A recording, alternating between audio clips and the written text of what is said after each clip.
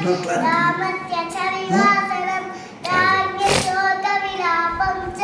परलोकस्य शास्त्रं गङ्गायाश्चापि सन्तानं भरद्वाजस्य दर्शनं भरद्वाजाभिनुक्त्यानां चित्रकूटस्य दर्शनं इत्यास्ते श्रीमद्रामायणे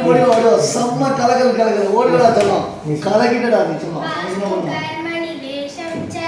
भरतागमनं तथा प्रसादनं च रामस्य पितुश्च सलिलक्रियां पादुकाभ्याभिषेकं च नन्दिग्रामनिवासनं दण्डकारण्यगमनं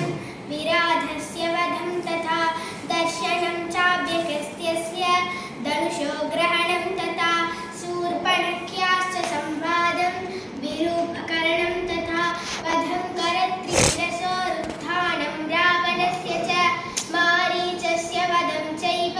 वैदेह्याहरणं तथा सबरीदर्शनं चैव अनुमद्दर्शनं तथा विलापं चैव पम्पायां राघवस्य महात्मनः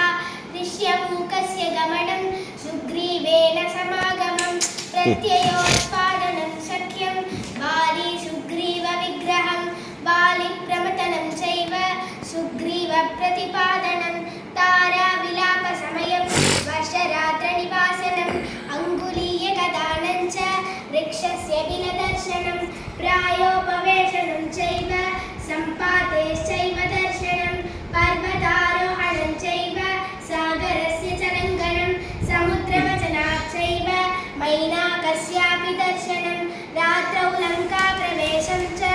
एकस्याथविचिन्तनम् आपाणभूमिगमनम् अवरोधस्य दर्शनम् इत्याशे श्रीमद्रामायणे वाल्मीकीये